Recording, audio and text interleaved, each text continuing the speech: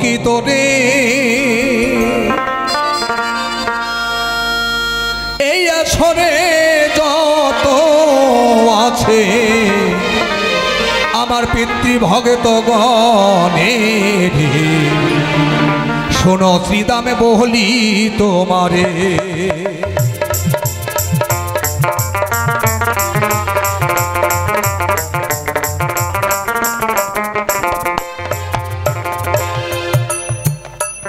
আজ কেন এ ভাব হলাম নামে মত্ত মোহিত হইয়া নিজে না কাঁদিলে জগৎকে কাঁদানো যায় না। কেমন যিনি নিজে কেঁদে জগৎকে কাঁদায় নিজে নাম না করিলে কাউকে নাম দেওয়া যায় না। তাই তিনি কখনো হাসে কখনো কাঁদে বলা মুশকিল। তাই ওই যে বৃন্দাবনের যে রাস তত্ত্ব নিমায়ের যখন মনে হয়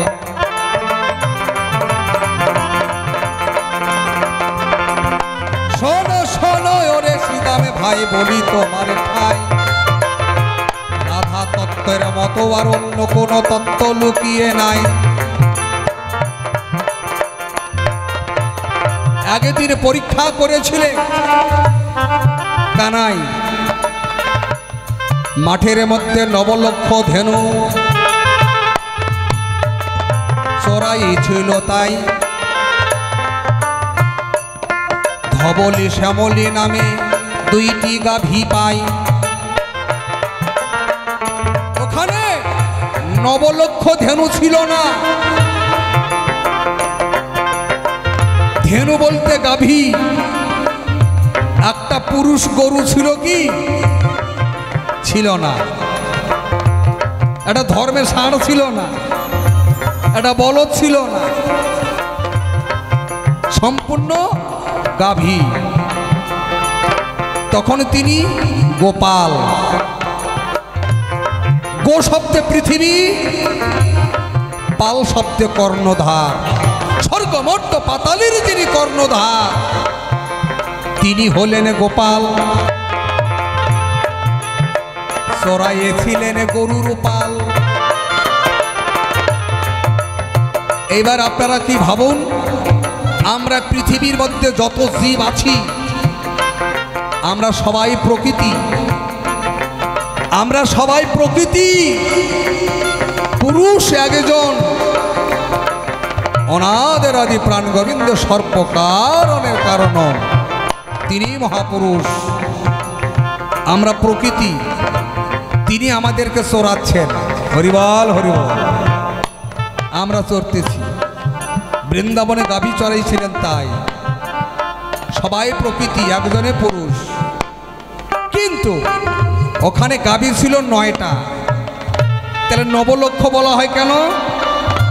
হরি কথা কৃষ্ণ কথা যখনে বদনে বলিবে নব নব বিনোদ বিনোদ রূপে করিবে। হরি কথা কৃষ্ণ কথা, গীতা পাঠ, ভগবত পাঠ, নাম কীর্তন, পদ কীর্তন, সংকীর্তন, প্রভুর গুণগান কোনোদিন পুরনো হয় না। যখনে বদনে বলবেন তখনে নতুন, নব নব বিনোদ বিনোদ। এবার 9টা গরু 9, আমার নবলক্ষ বলু কেন? প্রভুর চরণে যেন সর্বদাই নতুন লক্ষ্য থাকে। হরিবল। নব বলে নতুন, আমার এই লক্ষ্য যেন প্রভুর চরণে সর্বদাই যেন থাকে। আমার এই বাবা লোকনাথের ভক্ত যারা, আমাদের লক্ষ্য যেন আমার বাবা ব্রহ্মচারী লোকনাথ বাবার চরণে যেন সর্বদাই নব নব লক্ষ্য থাকে, নতুন, কোনোদিন পুরনো হয় না। এই জন্য নবলক্ষ ধেনু বলা হয়। 9টা, 5টা প্রধান, ধবলি শ্যামলি নামে 2 জন গাভী ছিল ভাই। জলে খাইতে গিয়ে সেই কালিদয় সাগরে পড়ে যায়। যখন গাভী কালিদয় সাগরে যখন পড়ে গেল, উঁচু করে প্রভুকে ডাকেছিলেন, হে প্রভু রক্ষা কর। করল না দেরি, অতীব তাড়াতাড়ি বালক গোপাল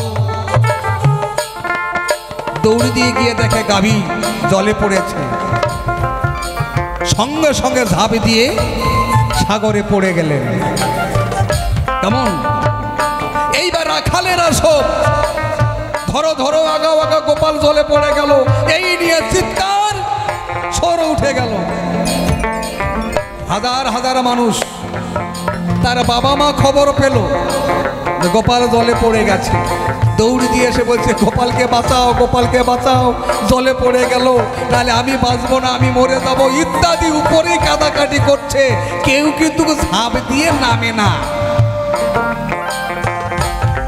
এই খবর যখন রাধারানীর কর্ণেতে শুনল, করল না দেরি, অতীব তাড়াতাড়ি যমুনা কিনারে গেল। যখন শুনেছে কৃষ্ণ জলেতে ঝাঁপি দিয়ে পড়েছে, নিজের মরণের ভয় করে নাই রাধা, ওরে সে ঝাঁপি দিয়ে পড়িল যমুনায়। সাগরের সঙ্গে সঙ্গে ঝাঁপ দিয়ে রাধারানী পড়ে গেল। কানাইকে বাঁচাইতে হবে। নিজের মাও ঝাঁপে দেয় নাই, বাবাও ঝাঁপে দেয় নাই, কোনো সখারাও ঝাঁপে দেয় নাই, অষ্ট সখীরাও ঝাঁপে দেয় নাই, খালি কাদা কাটিয়ে করছে। রাধারানী ঝাঁপে দিয়েছিল। তাহলে বলো তো, তাহলে সেই রাধারানীর নাম গুণগান করবো না, তে কার গুণগানের নাম করবো বলো? রাধা তত্ত্ব, রসতত্ত্ব, নিগুড় তত্ত্ব পাই। রাধা তত্ত্ব ছাড়া জীব উদ্ধার করার কোনো কায়দা নাই। এই জন্য নদিয়ায় এসে অবতীর্ণ হলো। এইবার হ্যান্দন্য বাহু তুলে জয় রাধা বলে নিবাই কাঁদিতে লাগলো। নিতাই গৌর হরি বল।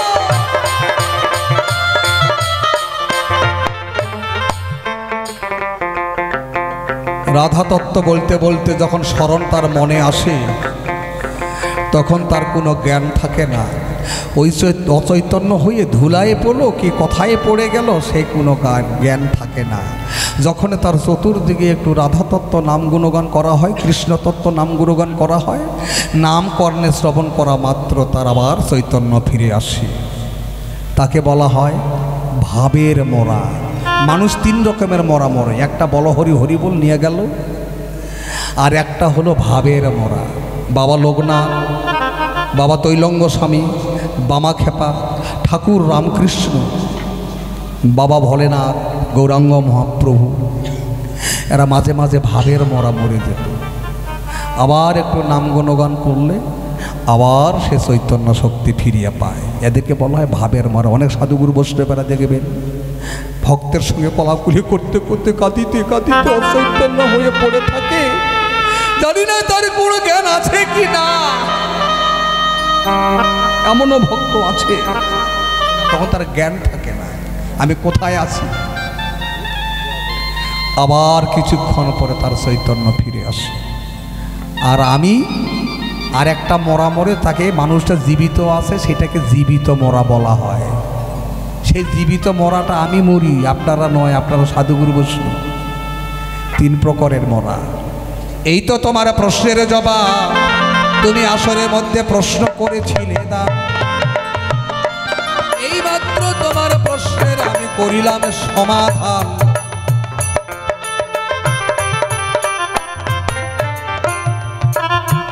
এসো দেখি ভাই সামনে দাঁড়াই, দুইজন মর্বপথে, দুইজনাতে মুখামুখি হইয়া বলিব সভাতে। আজকে আমাদের প্রথম দিন, তাই আজকে খুব ভালো তত্ত্ব আলোচনা হচ্ছে। একটু এর মধ্যে কিছু গভীরত্বই আছে। একটু নাম নাম নাম করলে নামার মতো নামতে হবে। কেমন নেমে গিয়ে যেন উঠে এসো না, বাবা বাবা, ডুবলে ডুবার মতো ডুবতে হবে, ভেসে উঠো না। ভাসলে ভাসার মতো ভাসতে হবে, ডুবে যেও না। হরিবল হরিবল। তুমি একবার এসো এসো আমার গৌর হরি, আমার এই মনের মিলন মোহনাই গো। আমি তত্ত্ব কথা শুনবো হেথা, তত্ত্ব কথা শুনবো হেথা তুই কর্ণ ভরিয়া গো। এসো এসো গৌর হরি।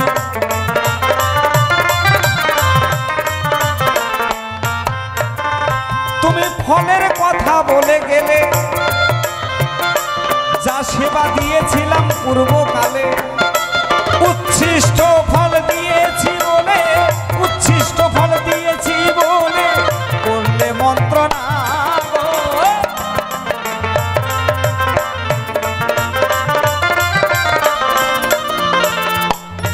হে প্রভু, আমরা রাখাল বালকগণ উচ্ছিষ্ট ফল তোমায় দিয়েছি। কেন দিয়েছি জানো? বন থেকে ফল এনে, আমরা তো জানি না কোনটা অমৃত ফল কোনটা বিষ ফল।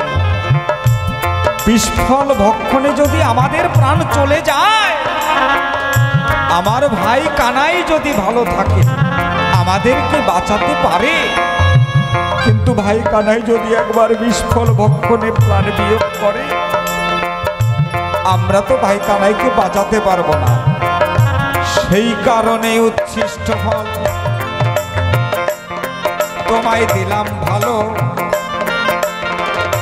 মন দিয়ে শোনো আমার কৃষ্ণ গুণ কালো।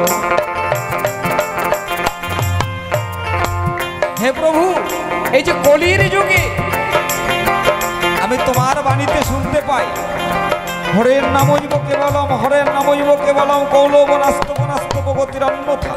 কলির জীবের নাম ছাড়া গতি নাই, গতি নাই, গতি নাই। হরে কৃষ্ণ কৃষ্ণ কৃষ্ণ হরে হরে, হরে রাম রাম রাম হরে হরে। এই যে 16 নাম 32 অক্ষর, 16 নাম 32 অক্ষরে 28 অক্ষর দেও না ছেড়ে। অজপা নাম 4 অক্ষরে, সাধু জপে নাম জীবে জানে না। তাহলে কোন অক্ষর 28 অক্ষর বাদ দিতে হবে আমি শুনতে চাই। এই 4 অক্ষর জপ করলে পরে জীবের যদি মোক্ষ প্রাপ্তি হয়।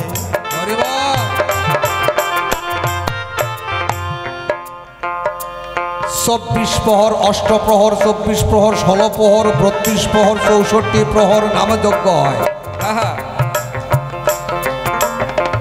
রহ রহ মাইকের সামনে হরে নাম, এই 16 প্রহর, এই 16 নাম 32 অক্ষরটাই জপ হয়। তাই কি না? তাহলে এত হরিনাম করি, কি একটুকু কি আমাদের হরিনাম হয় না? বলেন না, হয় না। কারণ হরে কৃষ্ণ রাম। আচ্ছা আচ্ছা, এই তত্ত্বটা যদি আমাদের নিজের জানা না থাকে, আচ্ছা আচ্ছা, 16 নাম 32 অক্ষরের মধ্যে 3টা বীজ রয়। বেশ বেশ, বীজ মন্ত্র না জানা পর্যন্ত কি নাম পূর্ণ হয়? আচ্ছা আচ্ছা, তাহলে প্রভু এই বীজ মন্ত্রটা জানবো কার কাছে? 3টা বীজ মন্ত্র আছে। 16 নাম 32 অক্ষরের মধ্যে 28টা ছেড়ে দিয়ে হরে কৃষ্ণ রাম। এই যে আমরা বলে করি কৃষ্ণ কৃষ্ণ ত্রিতাং কৃষ্ণ, শাস্ত্রের মধ্যে পাই 16 নাম পূর্ণ করতে গিয়ে 4টা কৃষ্ণ হয়। আচ্ছা আচ্ছা, এই নামে জীব উদ্ধার হবে না। আচ্ছা শোনো, এর মধ্যে 3টা বীজ অর্থ আছে। বীজ অর্থ না জেনে ভজিলে অনুমানে জীবনে কোনোদিন হবে না। আচ্ছা, এই নাম সাধুরা জপ করে, জীব জানে না। তাহলে কোন জীব জানে না? খালি সাধুরাই জপ করতে, সাধুরাও তো মুক্তি পায় না নাকি? না, তোমার ভিতরে সাধু ব্যক্তি আছে একজন। আচ্ছা আচ্ছা, জপ করিবার আছে যে নিয়ম। আচ্ছা আচ্ছা, তার সঙ্গে বীজ অর্থ, বীজ মন্ত্র করেছে রপণ। বেশ বেশ। বীজ রোপণ না করা পর্যন্ত অঙ্কুর গজায় না। আচ্ছা, এই নামের মধ্যে বীজ না জানা পর্যন্ত, বীজ না দেওয়া পর্যন্ত নামের অঙ্কুরও গজাবে না। বেশ বেশ। তুমি যে নাম জপ করছো গো, আহা, সাধু, ভিতরে সাধু আছে একজন, সেই জপ করছে, তোমার জীবই জানবে না, তোমার গৃহপাটা জীব, এই জীব পর্যন্ত জানবে না যে আমি নাম জপ করছি। আচ্ছা আচ্ছা, এই পদ্ধতি, তাহলে তিনটাতে বীজ, তুমিও জানো, আমিও জানি, সবাই জানি, কিন্তু বীজের ক্রিয়া হবে না। আশ্রয় করিয়া ভজে তারে কৃষ্ণ নাহিতেছে, আরে তিনি মরেছেন অকারণ। এই জন্য সর্বজীবের মধ্যে আছে আমার গুরুর প্রয়োজন। বেশ বেশ। তোমার কথা এই শুনে নাম শোনার পরে এই বীজ জপ করলে হ্যাঁ, একটু দক্ষিণে দিয়ে যাবেন গো। মারাত্মক কথা আলোচনা হচ্ছে, যদিও আমাদের ছোট মুখে বড় কথা একটু বলতে হচ্ছে, বাবা মনে কিছু দুঃখ করবেন না। হ্যাঁ, হে প্রভু, তাহলে যদি আশ্রয় না করলে পরে তত্ত্ব বোঝা না যায়, আশ্রয় না করলে জীবের গতি মুক্তি না হয়, তুমি আমার আশ্রয় হবে। আমি বলি তোমার ঠাই, বাবা এখন তোমার শ্রীচরণে আমার মাথা নত আমি করতে চাই।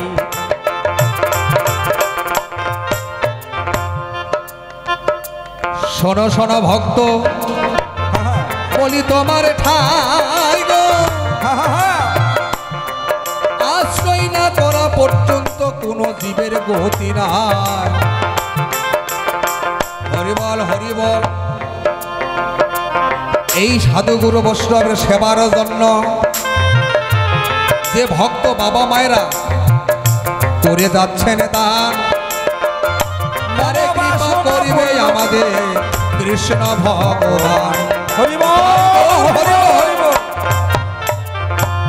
ভক্ত আর ভগবানের দ্বন্দ্ব আজকে সংক্ষেপে মিটে গেল। চাঁদবাদনে ভক্তগণে একবার হরি হরি বলো। আসলে বাবা মায়েরা যারা আছেন, হরি বল, হরি বল, হরি বল, হরি বল। এই 16 নাম 32 নামের অর্থ কেমন আমরা কি জানি জীব জগতে, কাজে জানি না। আজ ঠাকুর মায়েরা আসুন, বাবারা আসুন। আমাদের বাবা লোকনাথ মন্দিরের